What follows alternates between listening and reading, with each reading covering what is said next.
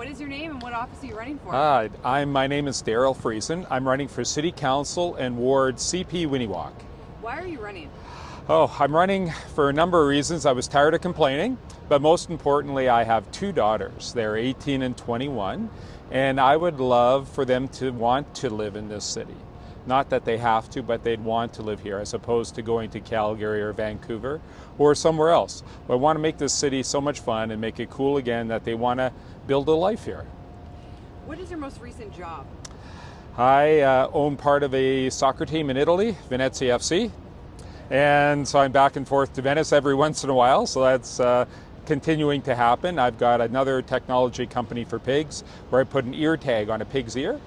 And so that part has been really good. Before that, I founded Jet Label in 1998 and grew it and sold it and left in 2024. If you are elected, what is the first priority you want to fix? Priority number one in my ward was infill, making sure that people can rely on their neighborhoods remaining special. So in that we don't have eightplexes, which are not part of those mature neighborhoods, but we do need them in other areas of the city. That pulls up a later question. What is your stance on infills and what is the path forward? Oh, good. I'll sum it up in hopefully one sentence. Here it goes. 2 to 4 units, depending on lot size. Parking is required. Mature tree and architectural guideline. How will you balance fiscal responsibility? I think I go back to how I run my businesses, and also our homes, and that is for every dollar we take in, we don't spend $1.10, we spend about 95 cents. And 5 cents, what we do is we use that for an emergency or a reserve, and I think the city can run the same way. I think what it needs to do is look at what it's bringing in for cash and focus on core services as opposed to romantic ideas.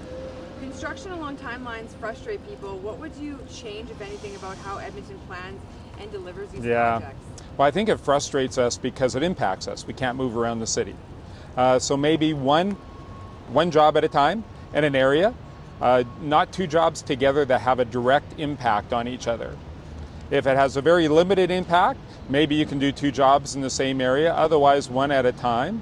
And then we have to prioritize it. Which one needs to go first?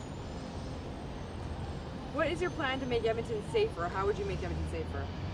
It's safety. I think there's a lot of perception. There's 2 things. I think social disorder and cleanliness.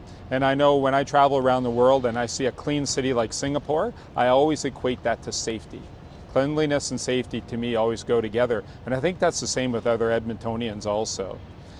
Social disorder, it's challenging because it makes you feel uneasy when you see social disorder happening.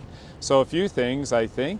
First is with the police, making sure that community policing comes back. Before the pandemic, we had community police stations and the police were more visible in our communities, and I think that was a huge improvement. The second part was we had something called a community liaison constable, a CLC, and they were excellent. They were almost our salesmen for the police. So they would get to know the different community leagues and they would get to know the different people in the communities, so they would have a direct source to the police.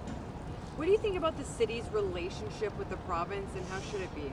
Wow, so the city really is a child of the province, right? It's run by the MGA Act, or Municipal Government Affairs Act. It needs to be better. In my business, and I'll go back a few years, back to Jet Label and Packaging, Maple Leaf was a great customer, the most exceptionally difficult customer. And I think the province can be difficult also, it doesn't depend who's in power, they're just like that.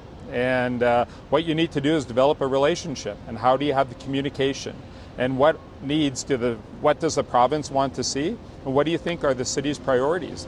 Working together and having that communication is super important. I feel that our relationship is probably a 1 out of 10 with the province right now, and I think with a little bit of work you could get it to a 5 out of 10 or 6 out of 10 relationship would be a huge benefit for the city. What is your vision for Edmonton? So I'll start. So 4 years from now, my vision for Edmonton. So 4 years from now, I think it all starts at the top with how we run the city. And City Council to me is a board of directors, with the mayor being chairman of the board.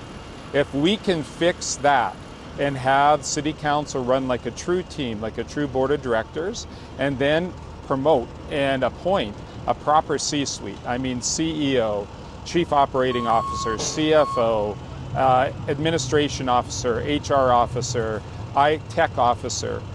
Then what we'll do is we'll have a business that is sustainable. Some of the best cities in the world have that structure. Companies that you invest in have that same structure. You wouldn't invest in a company that has a singular manager. You want to make sure that they have a proper management team. We do not have that at the moment. If I could make one change, that would be my change. I think that legacy would live on.